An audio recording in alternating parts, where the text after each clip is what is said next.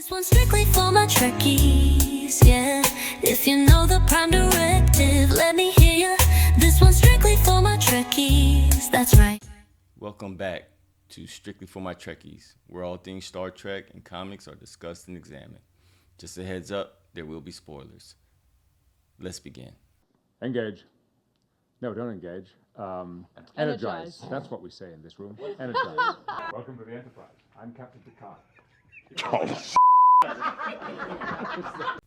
Star Trek issue number 2, with writers Colin Kelly and Jackson Lansing, with art by Oleg Chudikov. In a quick recap from last issue, Captainsisko has assembled his crew, consisting of Commander Data as his first officer, Captain Scotty, who's heading up engineering, and Dr. Crusher, overseeing the medical staff. On the ship, they see us. They discover a crystalline entity, which at times have also been considered to be known as gods, has been killed. And their investigation leads them to conclude, since this was the last of its kind, that this was an act of genocide. Their investigation into the matter brings them to the planet Kronos, where Captainsisko meets with Ambassador Worf. It is not lost upon Captainsisko that while he is or has been received as a credited hero for his service in Starfleet, that his crew is very new to him, and they're new to his ways of command. And at this point in time, tensions are high, and the building of trust plays a significant role in whether or not his mission is successful as the emissary of the prophets, which again puts another barrier between him and those who are unfamiliar with his tactics. Sisko arrives at Kronos, and he's greeted warmly by his old friend, Ambassador Worf, along with his away party. While they make their formal reintroductions, informal introductions, Lieutenant Worf notifies them that they will have to walk to the Imperial Spire, which is now known as the heart of the Klingon Empire.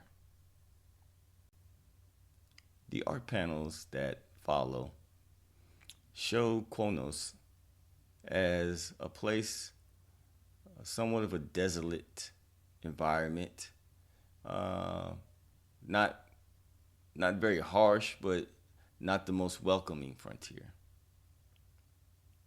As they arrive at the Imperial Spire, Worf recounts the history of this location to Captainsisko and what its significance means. While he's closing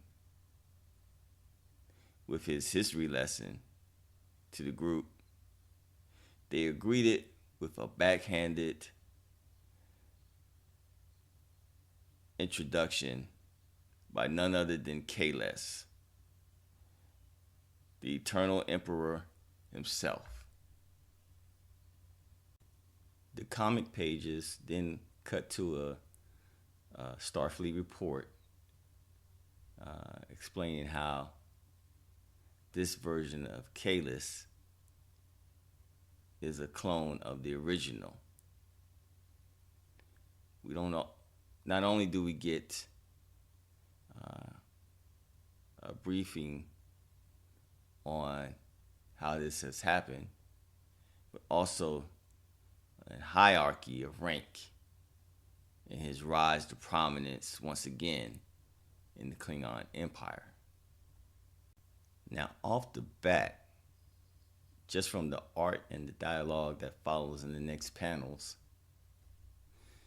we get an idea that there is somewhat of a contemptuous relationship between Worf and KAHLESS, which is odd, being that if you know anything from the television series, The Next Generation, Worf revered KAHLESS as the ultimate warrior and hero.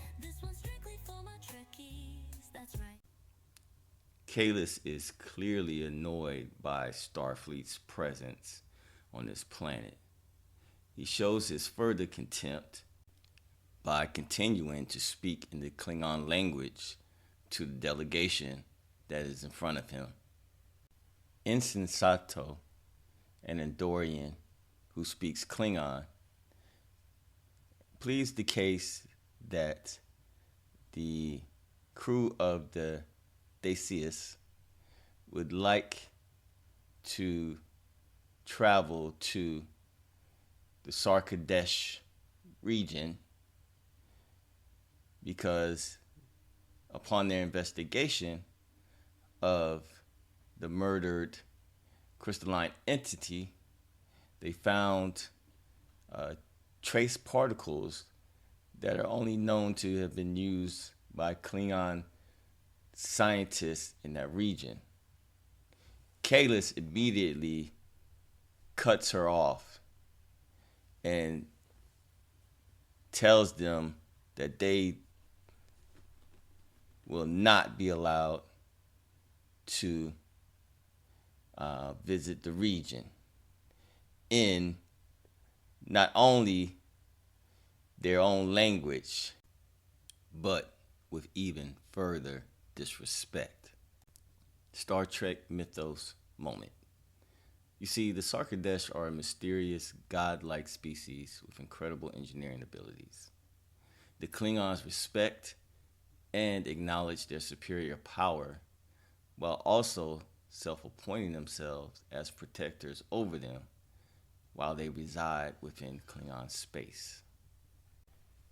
It's at this point Captainsisko intervenes, mentioning the Treaty of Peace being threatened by these genocidal criminal acts. Benjamin, thinking that wanting to resolve the matter and keep it entirely peaceful, he is backing KAHLESS into somewhat of a diplomatic corner. KAHLESS, realizing what Captainsisko is trying to do, takes a moment and contemplates the request a little further. We get images of him sitting upon the throne, looking very intense, while in what we believe is him contemplating what his next actions should be. He thinks it over, gives a smile, and in Klingon fashion, or should I say KAHLESS, the Emperor fashion, chooses not to relent and tells the delegation to leave. After their request is rejected, Captainsisko contacts Commander Data on the BICS and tells him to set course for Sarkadesh. Data inquires about the success of the meeting, in which Sisko responds honestly that it did not fare too well. The two have a back and forth about the possible implications of Sisko's next decision. But Captain Sisko conveys that the urgency of the situation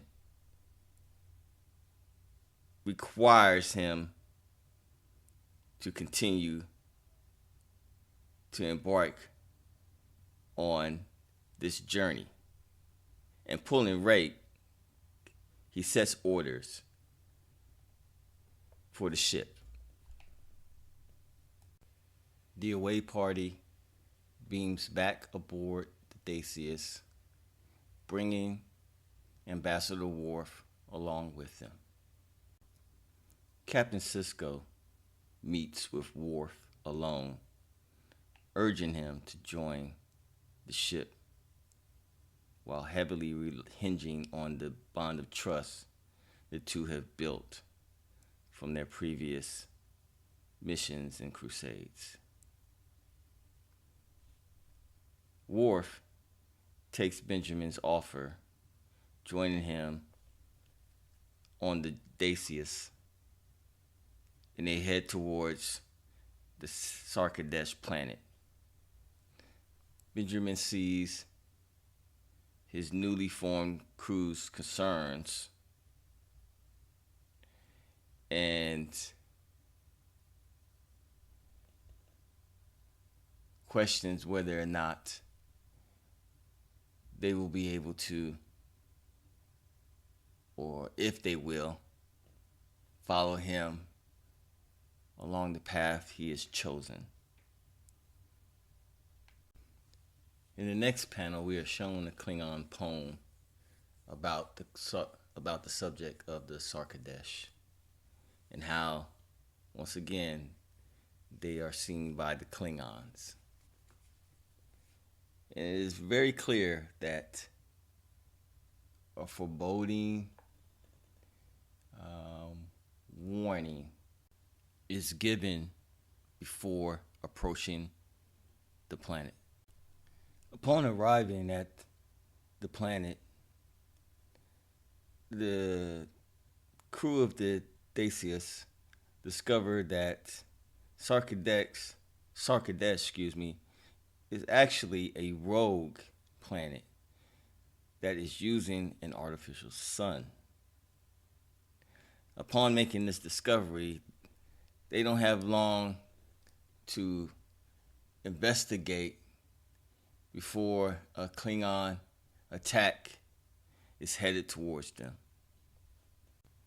With time being of the essence, Captain Sisko selects an away party of Worf, Crusher, and Ensign Sato. However, Commander Data counters that he should join Captain Sisko in place of Worf, submitting that Worf is the better option tactically when fighting against the Klingons. Hearing this, Sisko reluctantly agrees, and they make way and beam down to the planet. Immediately upon their arrival, they are met by alien beings known as the Shapers, and they are told that they have broken a long-standing covenant known as the Oathbreaker Fate, which is that no fleshly being should be permitted to set foot on the holy ground of Sarkadesh. And because of this violation, their fate has been determined to be unshaped. Back on the Theseus, Worf exchanges threats and insults with a Klingon battleship commander named Utak. He uses a tactical measure known as the James Kirk Special in which he overpowers an experimental subsystem on the Theseus, having the enemy ship believe that this is some type of new weapon system that they have not been aware of. Worf, knowing that Utak is more politician than battleship commander, tries this bluff in order to buy the away team more time in reaching a resolution. Meanwhile, back on Sarkadesh, Sisko tries to appeal to the Shaper's sense of compassion.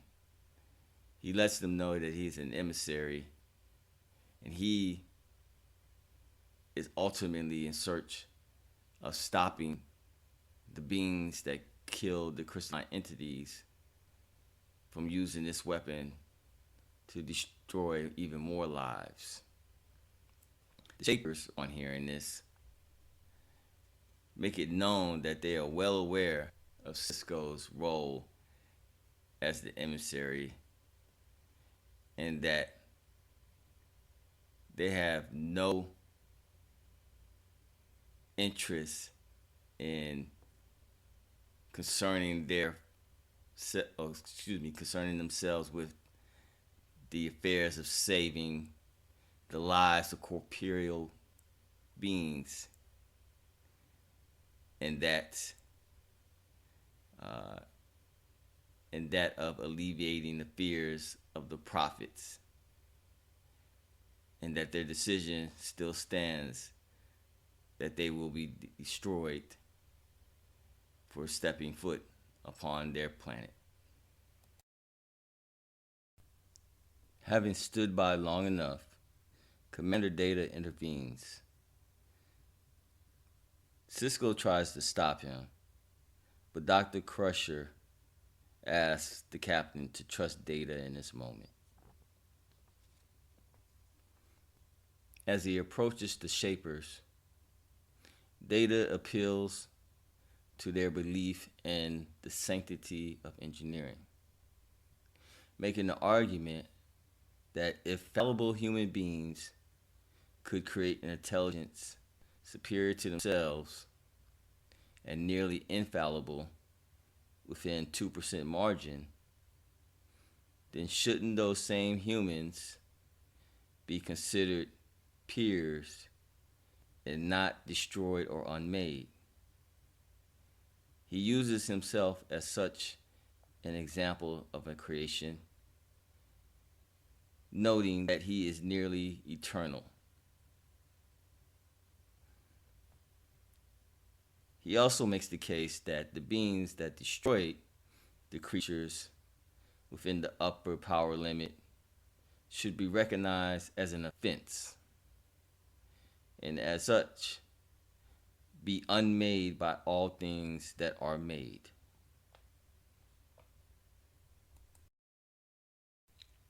The Shapers, realizing the legitimacy of Commander Data's argument, decide to reverse their decision on destroying the Starfleet crew and let them go. In the final panels, the command crew are debriefing the recent events. They find out that the Shapers were taken hostage on their own world, and that's why they built their captors, a ship with weapons capable of destroying such beings like the crystalline entities.